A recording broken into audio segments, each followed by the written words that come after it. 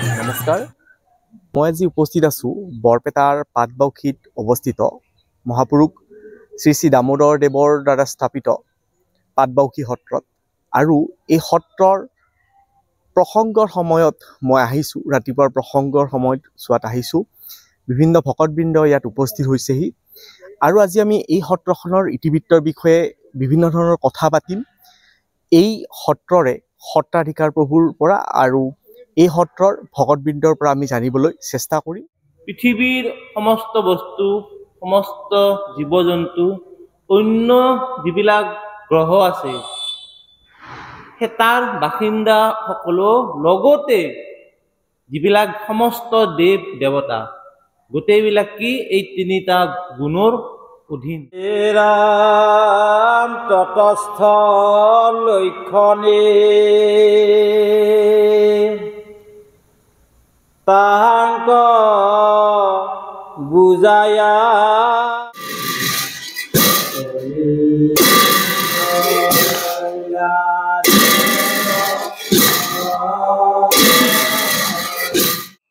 মই শ্ৰী ভাস্কৰজ্যোতি গোস্বামী, সত্ৰাধিকাৰ শ্ৰী শ্ৰী পাটবাউসী সত্ৰ, আৰু মোৰ লগত পাটবাউসী সত্ৰৰ মুখ্য পাঠকদেৱ উপেন্দ্ৰ দাসদেৱ আৰু লগতে আমাৰ ভাগৱতী পাঠক, লগতে আন কিছুমান ভকত আছে। পোনপ্ৰথমে পাটবাউসী সত্ৰই হ'ল অসমৰ প্ৰথম পূৰ্ণাংগ সত্ৰ, আৰু এইখন সত্ৰকেই আদি সত্ৰ বুলি কোৱা হয়। 1462 শকত মহাপুৰুষ শ্ৰী শ্ৰী দেৱদামোদৰ গুৰুজনাই এইখন সত্ৰ স্থাপন কৰিছিলে। আমাৰ চাৰি সংহতিৰ মতেদি চাবলৈ গ'লে এইখন সত্ৰ ব্ৰহ্ম সংহতিৰ অন্তৰ্গত, কিন্তু সম্প্ৰদায় হিচাপত চাবলৈ গ'লে এইখন হ'ল ব্ৰহ্ম সম্প্ৰদায়ৰ অন্তৰ্গত সত্ৰ। সেইকাৰণে এইখন সত্ৰত আমাক দেৱদামোদৰ গুৰুজনাই কৈ যোৱা নীতি নিয়ম মতে বেদ, গীতা, ভাগৱত, উপনিষদ ইত্যাদিক আমি আঁত ধৰি আমি আমাৰ যিটো আধ্যাত্মিকতা, সত্ৰখনৰ পৰিচালনা, নৃত্য নৈমিত্তিক প্ৰসংগ পদ্ধতি, এইবোৰ আমি আগবঢ়াই আছোঁ। আৰু এই পাটবাউসী সত্ৰৰ পৰাই অসমত সত্ৰ সম্প্ৰসাৰণৰ যিটো বীজ, বৈষ্ণৱ যিটো মূল আধ্যাত্মিকতাৰ যিটো বীজ, এই পাটবাউসী সত্ৰৰ পৰাই গোটেই অসমত বিস্তাৰিত হৈছিলে। আৰু এই পাটবাউসী সত্ৰই হ'ল অসমৰ একমাত্ৰ ভূমি য'ত 5জনা গুৰু, হৰিদেৱ, শংকৰদেৱ, দামোদৰদেৱ, মাধৱদেৱ আৰু ভট্টদেৱ, তেওঁক আমি একদম কনিষ্ঠতম গুৰু বুলি কোৱা হয়, এই মিলন ভূমি। আমাৰ সত্ৰত এতিয়াও সেই 5টা শিল আছে য'ত 5জনা গুৰুৱে একেলগে বহি পেলাই ধৰ্ম আলোচনা কৰিছিলে। আৰু চৰিত পুথিতো এইখিনি কথা সুন্দৰভাৱে বৰ্ণনা কৰা আছে যে ইয়াত কেনেকৈ 5জন গুৰু আহি ইয়াতে একে লগ হৈছিল। আমাৰ এইফালে ওচৰতে শংকৰদেৱৰ থান, এইফালে মানেৰী সত্ৰ। এতিয়া মানেৰী সত্ৰ বুলি নাই, সেইখন নদীৰ খহনীয়াত বিলুপ্ত হৈ এতিয়া বহৰী সত্ৰ বুলি কোৱা হয়। ওচৰতে মহাপুৰুষ মাধৱদেৱ গুৰুজনাৰ গণককুছি সত্ৰ, আৰু ইয়াতে ভট্টদেৱ আহিছিলে। উজনিৰ পৰা বংশীগোপাল দেৱ আহিছিলে।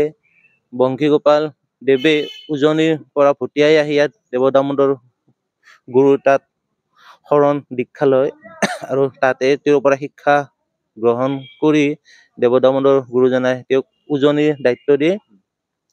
আৰু তেওঁ বংশীগোপাল দেৱে উজনিৰ ফালে গৈ কুৰুৱাবাহী সত্ৰ স্থাপন কৰি, আৰু তাতে বনমালী দেৱ, নিৰঞ্জন দেৱে তেওঁৰ সান্নিধ্যত আহি উজনিত সত্ৰ সংস্কৃতিৰ গোটেই বিস্তাৰিত হয়। আৰু মাজুলীৰ আমাৰ যিবোৰ সত্ৰ, আউনীআটী, দক্ষিণপাট, সেই বংশীগোপাল দেৱৰ আদৰ্শৰে, তেওঁৰ শিষ্যবিলাকৰ আদৰ্শৰে অনুপ্ৰাণিত দেৱ দামোদৰীয় সত্ৰ। আৰু আমাৰ এই ঠাইতেই আমাৰ প্ৰথম গদ্য সাহিত্য সৃষ্টি, কথা ভাগৱত, কথা গীতা মহাপুৰুষ ভট্টদেৱে দেৱদামোদৰ গুৰুজনাৰ আজ্ঞামতে আৰু মহাপুৰুষ ভট্টদেৱক কি কয় যে গদ্য সাহিত্যৰ জনক। গোটেই এছিয়াত প্ৰথমে তেখেতে গদ্য সাহিত্যৰ সৃষ্টি কৰিছিলে। আজি ভাষা আমি গৌৰৱ সপ্তাহ সকলে পালন কৰিলোঁ। এই ক্ষেত্ৰতো অসমীয়া ভাষা যিটো ক্ৰম বিকাশ, তাত মহাপুৰুষ ভট্টদেৱ গুৰুজনাৰ অৱদান সাংঘাতিক। কাৰণ কিয় তেখেতেই প্ৰথম মানে বৈজ্ঞানিকভাৱে আৰু বিজ্ঞানসন্মতভাৱে গদ্যৰ ৰচনা কৰিছিল।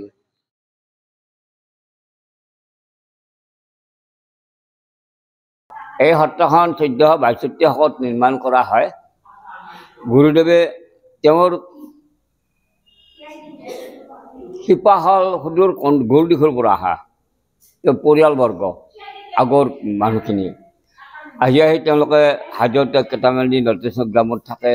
তাৰ পৰা ৰজাই তেওঁলোকক নি গুৰুজনক ব্ৰাহ্মণ পৰিয়ালটোক নলচাত নিৰ্মাণ কৰে, মাটি বৃত্তি ইত্যাদি দি। নলচাত গুৰুজনে 30 বছৰ কাল নলচাত থাকে, হাজত 21 বছৰ থাকে। তাৰ পৰা আহি হাজোৰ পৰা আহি পাটবাউসীত 1462 শকত সত্ৰ নিৰ্মাণ কৰা হয়, মণিকূট নিৰ্মাণ কৰা হয়। এই মণিকূটৰ ভিতৰত ঘাই ভগৱানৰ প্ৰতিমূৰ্তি হ'ল বাসুদেৱ বিগ্ৰহ। ওচৰতে গোবিন্দ আছে, আমি আঞ্চলিক ভিত্তিত তেওঁৰ প্ৰতি বছৰে দৌল কৰোঁ। আৰু এটা সৰুকৈ আছে গোপীনাথ, আৰু লগতে জুলি আছে অক্ষয়বন্তী। এইটো বহু বছৰ আগৰ পৰা, কিমান দিন আগৰ পৰা জ্বলি আছে এইটো কথা মই নিজে ক'ব নোৱাৰোঁ, কিন্তু মোৰ পিৰিয়ডত মই জ্বলি থকাই দেখা পাইছোঁ। আৰু এখন শিলৰ ফলি আছে, সেইখন শিৱসিংহৰ পুতেক প্ৰমত্ত সিংহৰ দিনৰ পৰাই এইটো চলি আছে। এই লিখা আছে প্ৰমত্ত সিংহৰ দিনৰ পৰাই এই শিলৰ ফলিখন লিখা আছে। আৰু শিৱসিংহৰ পুতেক প্ৰমত্ত সিংহদেৱে নিৰ্মাণ কৰা প্ৰাচীন মঠ আছে। তেওঁ কৈ গৈছিল দামোদৰদেৱৰ পদশিলা মাটিৰ তলত পৰি গৈছে, তুমি নিৰ্মাণ কৰি উলিয়াই দিবা, উলিয়াই কিবা এটা বস্তু নিৰ্মাণ কৰি দিবা। তেওঁ প্ৰমত্ত সিংহদেৱে ৰজা প্ৰমত্ত সিংহদেৱে তেওঁ মঠটো, প্ৰাচীন মঠটো নিৰ্মাণ কৰে। দেৱদামোদৰ গুৰুৰ প্ৰপন্ন শিষ্য ভট্টদেৱে 1497 শকত পাটবাউসীলৈ আহে। আৰু ইয়াত আমাৰ মহাপুৰুষ শ্ৰী শ্ৰী দামোদৰদেৱক লগ পায়। আৰু তেওঁ এই ভট্টদেৱে দামোদৰদেৱ গুৰুৰ ওচৰত শৰণ হয়। ইয়াত মহাপুৰুষ গুৰুজনাই 5জন আচাৰ্য ধৰ্ম প্ৰচাৰক ইয়াত তেওঁ শিকাই বুজাই উপযুক্ত কৰি তুলিছিল। আৰু তেওঁলোকক এই অসমৰ বিভিন্ন ঠাইত, যেনে পূবত বংশীগোপালদেৱক স্থাপন কৰে। বংশীগোপালদেৱ পাটবাউসীৰ পৰা যাই পূব অঞ্চলত, যেনে মাজুলী কুৰুবাহী সত্ৰ, তাত এই আমাৰ বংশীগোপালদেৱে স্থাপন কৰে। তাৰপিছত উত্তৰত ভগৱানদেৱ, পশ্চিমত বলদেৱ, দক্ষিণত শন্তদেৱ আৰু মধ্যত ভট্টদেৱ। মহাপুৰুষ শ্ৰী শ্ৰী দামোদৰদেৱে পাটবাউসী 54 বছৰ কাল কটাইছিল। ইয়াৰ পিছত এই বিজয়নগৰৰ ৰজা পৰীক্ষিত নাৰায়ণৰ কোপদৃষ্টিত পৰি তেওঁ কেইজনমান কোতোৱাল পঠুৱাই দামোদৰদেৱক ইয়াৰ পৰা বিজয়নগৰলৈ লৈ যায়। আৰু তাত তেওঁ এবছৰ কাল থাকে। এবছৰ কাল বেদুৱা ব্ৰাহ্মণৰ ঘৰত তেওঁ, অৰ্থাৎ তেওঁৰ আশ্ৰমত কটাব লগা হয়। তাৰপিছত এই অন্যান্য তেওঁৰ কৰ্মচাৰীবিলাকে পৰীক্ষিত নাৰায়ণক বিভিন্ন ধৰণে মানে বেয়াকৈ লগায়। আৰু তাৰ ফলত দামোদৰদেৱে বিজয়নগৰ ত্যাগ কৰিব লগা হয়। আৰু বিজয়নগৰ এৰাৰ সময়ত তেওঁ যথেষ্ট দুখ পাইছিল, কাৰণ বিনা দুখত তেওঁক মানে অপমানিত কৰাৰ নিচিনা হৈছিল। আৰু সেয়ে তেওঁ বিৰাগ ভাৱ আহি তেওঁ তাৰ পৰা পশ্চিমত, অৰ্থাৎ সেই সময়ত কোচবিহাৰত লক্ষ্মীনাৰায়ণ ৰাজত্ব আছিল। তালৈ তেওঁ আগবাঢ়ে আৰু এই সোণকোষ নৈ পোৱা নোপোৱা অৱস্থাত পাটবাউসীৰ পৰা ভট্টাদেৱ প্ৰভুই কথা ভাগৱতৰ প্ৰথম স্কন্ধ লিখি তেওঁ গুৰুজনাক দেখুৱাব গৈছিল আৰু তেওঁ তাত চাই তেওঁ সামান্য পৰিমাণে বুজাই দিছিল যে ইমান দীঘলীয়া হ'লে অলপ অসুবিধাৰ সৃষ্টি হ'ব, গতিকে অলপ চমুকৈ তুমি লিখা। তাৰপিছত ভট্টাদেৱে পাটবাউসীত কথা ভাগৱত এই চমুকৈ লিখাৰ আৰম্ভ কৰে আৰু পাটবাউসীত আমাৰ প্ৰতি বছৰে বহাগ মাহত শুক্লপক্ষত প্ৰতিপদ তিথিত আমাৰ দামোদৰদেৱৰ তিৰোভাৱ তিথি পালন কৰা হয়। তাৰপিছত মাঘ মাহত আমাৰ মাঘ বিহু পালন কৰা হয়। সৰু সুৰা আৰু কিছুমান দৌল উৎসৱ আমাৰ অলপ ডাঙৰকৈয়ে হয়। গতিকে এনেকৈ উৎসৱ পৰ্ব আমাৰ ইয়াত পালন কৰা হয়। দামোদৰৰ জন্ম উৎসৱটো আমাৰ ফাগুন মাহৰ এই পাটবাউসীতে আৰু অন্যান্য অসমৰ বিভিন্ন ঠাইত পালন কৰা হয়। 54 বছৰ কাল গুৰুজনে এই ভেটিটোত প্ৰসংগ কৰে আৰু তেওঁৰ প্ৰপন্ন শিষ্য হ'ল কবিৰত্ন ভট্টদেৱ ভট্টাচাৰ্য। তেওঁ জন্মগ্ৰহণ কৰে ভেৰাগ্ৰামৰ চৰভোগ ভেৰাগ্ৰামত, কিন্তু পাঠশালাই এটা কৈ আছে যে তেওঁৰ জন্ম আচলতে বিছানকুছিত। এইটোক লৈ অলপ তেওঁলোকৰ ঘূৰি আছে, কিন্তু আমি নিৰ্ণয় কৰিব নোৱাৰোঁ। কিন্তু এটা কথা অলপ চিন্তা কৰিব পাৰোঁ এনেহেন ধৰণে, হয়তো তেওঁ ভেৰাগ্ৰামত জন্মগ্ৰহণ কৰলাক, আহি কিছুদিন পাঠশালাত থাকলাক, পৰিয়ালবৰ্গ গোটেইখিনি, ঠিক এনেহেন হ'ব পাৰে। কিন্তু কথা হ'ল কি, পাঠশালা আমি হিচাপ কৰি আছোঁ তেওঁৰ জন্মটো চৰভোগ ভেৰাগ্ৰামতে বুলি জানি আছোঁ। ইয়াক লৈ আৰু সেই অৱস্থাত ভাৰতবৰ্ষৰ গদ্যৰ প্ৰথম ব্যক্তি কবিৰত্ন ভট্টদেৱ ভট্টাচাৰ্য। তেওঁ এই সত্ৰত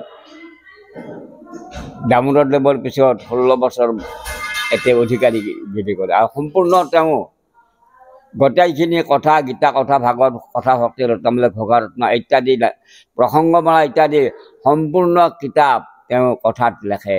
এটি পাটবাউসী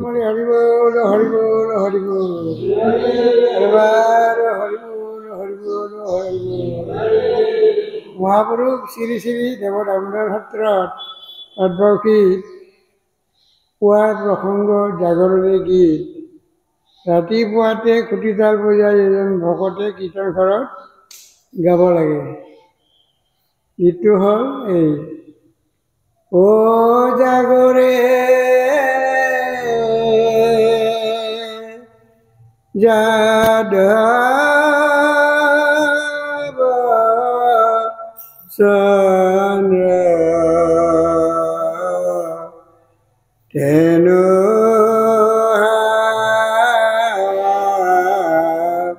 বাৰৱে অংগেৰ বালক হবে তোমাক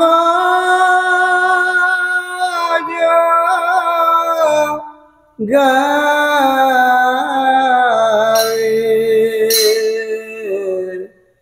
ও জাগৰে যাদৱ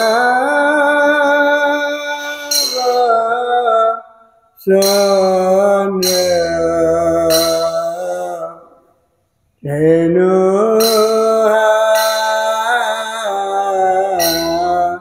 বাৰৱে দাম শ্ৰী দাময়াদি ও যত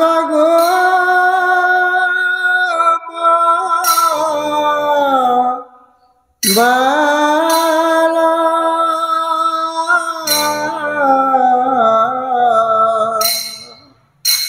তেহু হামে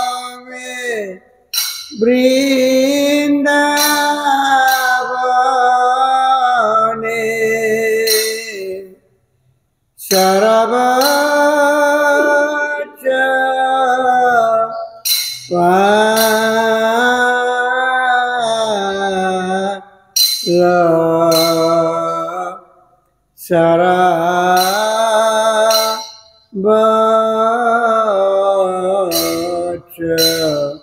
ভালো কালিন্দিরা তীরে তীরে উড়ালি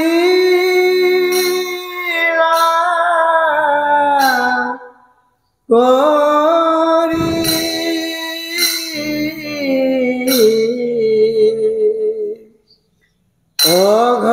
অঘয়াদি দুষ্ট দৈত্য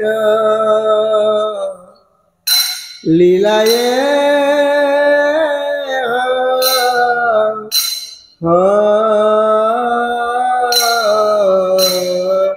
হরি লীলায়ে হরি কহি যা ভক্ত দেবা ও ভকতি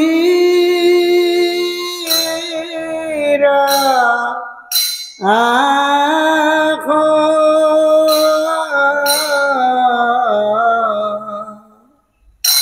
কৃষ্ণ রস পুরাণ মানে করিয়া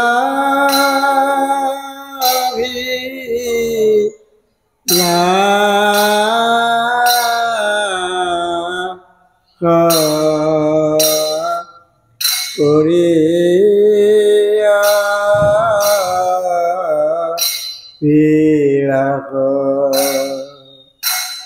ও জাগরে যাদব চন্দ্র তেনু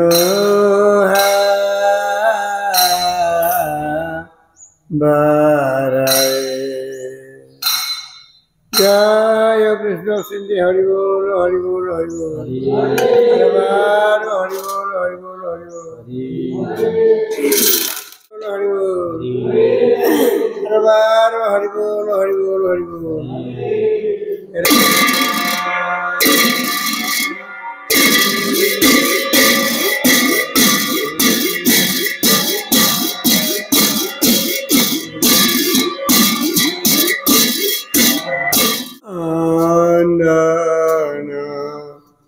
Bangsi dako dela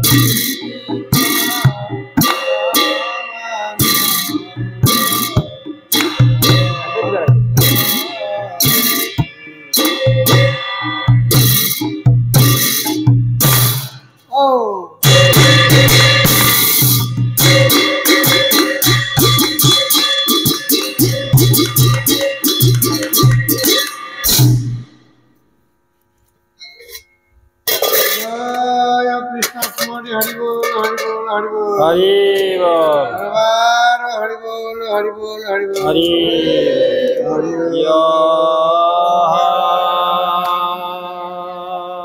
Hari Ram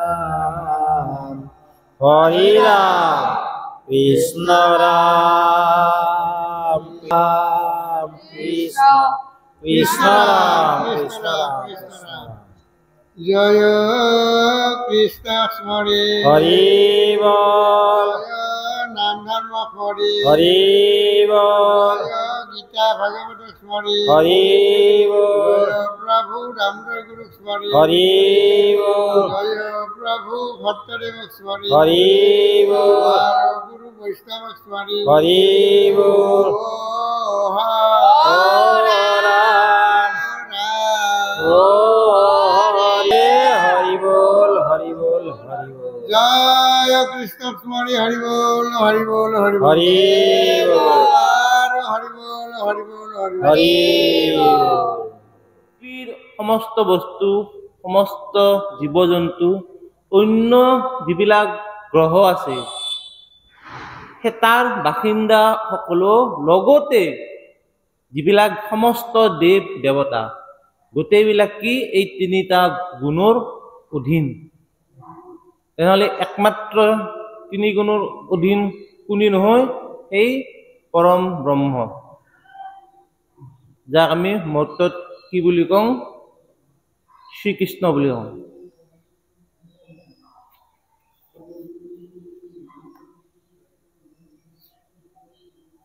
কি কৈছে ব্ৰাহ্মণ ক্ষত্ৰিয় বিষম শূদ্ৰানাম চ পৰম তপঃ কৰ্ম প্ৰভিক্তানি স্বত্ব প্ৰভেৰ গুণঃ কৈছে যে এই আমাৰ যে বৰ্ণাশ্ৰম যে আছে ব্ৰাহ্মণ ক্ষত্ৰিয় বৈশ্য শূদ্ৰ এই যি চাৰিটা যি আমাৰ জাতি বা এই বৰ্ণাশ্ৰম ধৰ্ম এই ধৰ্মটো আচলতে কি হয় যে জন্মৰ সময়ত এই তিনিটা গুণৰ যোনটো গুণ সেই ব্যক্তিজনৰ ওপৰত বেছি প্ৰভাৱী হয় সেই হিচাপে ব্যক্তিজনৰ কি হয় কৰ্ম নিৰ্ধাৰণ হয় সেইকাৰণে কি হয় যে আমাৰ কোনোবা এটা অত্যাধিক হয়তো কি মানে কি নিজ মানে কি আমাৰ সমাজত প্ৰচলিত নিজ ঘৰত আৰু কি বহুত ভাল ল'ৰা শিক্ষিত উচ্চ চিন্তাধাৰাৰ সেই জন্ম হয় আৰু খুব উচ্চ ঘৰতো কেতিয়াবা কি হয় নিম্ন হয় যে কিয় এইটো যে জন্মৰ সময়ত কোনটো গুণৰ অধীন হৈ কি হিচাপত তেওঁ আগবাঢ়ব সেই হিচাপতেহে তেওঁৰ আচলতে কৰ্মটো নিৰ্ধাৰণ হয় আজিকালি যোনটো ব্যৱস্থা আছে আচলতে সেইটোত নহয় কিন্তু পিছত হোৱা ইয়াত শ্ৰীকৃষ্ণই সম্পূৰ্ণৰূপে কৈয়ে দিছে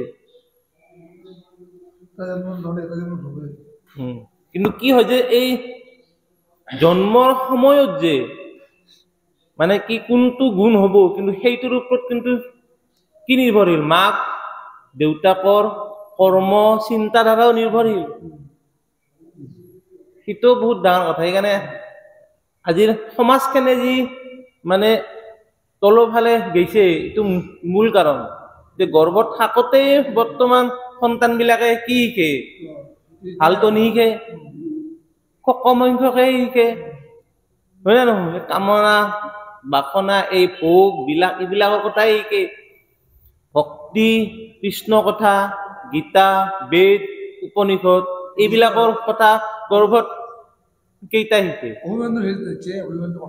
অভিমন্যুৰ কথাই আমি ভাগৱততো আমি পাইছো যে সৰুৰ পৰাই যেনে প্ৰহ্লাদ কি হ'ল প্ৰহ্লাদৰ ক্ষেত্ৰতো এইটোৱে গৰ্ভতেই শুনলাক নাৰদৰ মুখৰ পৰা সেইকাৰণে কি পৰিৱেশ সেইকাৰণে কি কৈছে যে জন্মৰ সময়ৰ বা ঠিক জন্মৰ গৰ্ভস্থ হোৱাৰ পৰাই যোনটো গুণৰ প্ৰভাৱত বেছিকে থাকে সেই গুণটোতে সেই লাহে লাহে আগবাঢ়ি গুচি যাব। সেইকাৰণে এই বস্তুটো খুব গুৰুত্বপূৰ্ণ। সেইকাৰণে এই কথাখিনি গীতাত শ্ৰীকৃষ্ণই বৰ সুন্দৰভাৱে বুজাই দিছে যাতে আমাৰ সমাজখন মানুহবিলাক সঠিক পথত যায়। সেইকাৰণে গীতাত সুন্দৰকে আছে। আৰু তাৰপিছত কি কৈছে সমো দমস তপঃ শৌচম শান্তিৰ अर्जवम एवास ज्ञानम विज्ञानो आस्तिकम ब्रह्म कर्म সম্ভৱজাম। কি কৈছে যে এতিয়া কি কব যে এই চাৰি বৰ্ণৰ কৰ্মৰ গুণবিলাক কব। এইটোত কি কৈছে যে ব্ৰাহ্মণ একজনৰ গুণ কি কি বা লক্ষণ কি কি হব লাগে। যে কি কৈছে যে চবকে কি সমান ভাৱে চাব লাগে। তাৰপিছত কি কৈছে যে সহ্য গুণ লাগে। ব্ৰাহ্মণ একজনৰ যে কৰ্ণক কিয় সাপ দিছিল, কৰ্ণক গম কেনেকে পালা যে কৰ্ণই কি বুলি কৈছিল পৰশুৰামক ব্ৰাহ্মণ বুলি কৈছিল কোৱাৰ কাৰণে। কিন্তু যেতিয়া সেই বৃশ্চিকটো যেতিয়া কৰ্ণক গোটেইখিনি ওলাই গেল হয় না নহয়, তেতিয়া কি কৈছিল যে ইমান সহ্য গুণটো তোমাৰ লাগব, সহ্য গুণ লাগব, তুমি কোনো পধ্যে সেই নহয়। তুমি একজন ক্ষত্ৰিয় আৰু যেতিয়া কৰ্ণই স্বীকাৰ কৰিব লগা হলে কাৰণে জীৱনত যদি প্ৰয়োগ কৰাৰ চেষ্টা কৰো তেতিয়া সমাজখন কিমান সুন্দৰ হ'ব। গীতাৰ কথাবিলাক কিন্তু আমি কি জ্ঞানটো ললে নহব, কিন্তু বিজ্ঞানো কি হবা লাগব। তাৰপিছত কি কৈছে যে ব্ৰতটো কি অতিশয় জৰুৰী। ব্ৰাহ্মণ এজনে ব্ৰত সদায় মন কি হব লাগব পবিত্ৰ আৰু সদায় পৰিষ্কাৰ সততা আৰু বেদ আৰু ভগৱানত কি সম্পূৰ্ণ বিশ্বাস ৰাখিব লাগিব। এইখিনি হল ব্ৰাহ্মণ এজনৰ গুণ। ইয়াতে শেষ কৰিলো আজি। জয় স্মৰি হৰি বল হৰি বল হৰি হৰি বল হৰি বল হৰি বল আৰু বাৰ হৰি বল হৰি বল হৰি বল। জয় গোবিন্দ ৰাম জয় গোবিন্দ ৰাম। এ নাম লোৱা ভকতৰ কাকে গোবিন্দ ৰাম। এ আগে গুৰু দণ্ডবতী নাম লোৱা পাছে গোবিন্দ ৰাম। এ নামৰ মাজত নাই তিলে কয়ন্তৰ গোবিন্দ ৰাম। এ পূৰ্ণ ব্ৰহ্ম হৰি আছা নামৰ ভিতৰ গোবিন্দ ৰাম। এ যেই নাম হে কৃষ্ণ জানা নিষ্ঠ কৰি গোবিন্দ ৰাম। এ নামৰ মাজত আছে পূৰ্ণ ব্ৰহ্ম হৰি গোবিন্দ ৰাম। এ নামে ব্ৰহ্ম নামে বিষ্ণু নামে হৰি হৰ গোবিন্দ ৰাম। এই একে নামে চাৰি বেদ মন্ত্ৰ নাই আর গোবিন্দ রাম। এ হরে কৃষ্ণ হরে রাম রাম হরি হর গোবিন্দ রাম। এ গোপাল গোবিন্দ চন্দ্র মুকুন্দ মুরারি গোবিন্দ রাম। জন মহাফল বোলা হরি হরি জয় গোবিন্দ রাম জয় গোবিন্দ রাম জয় কৃষ্ণ। কৃষ্ণক স্মৰি হৰি বল হৰি বল হৰি বল আৰু বাৰ হৰি বল হৰি বল হৰি বল কৃষ্ণ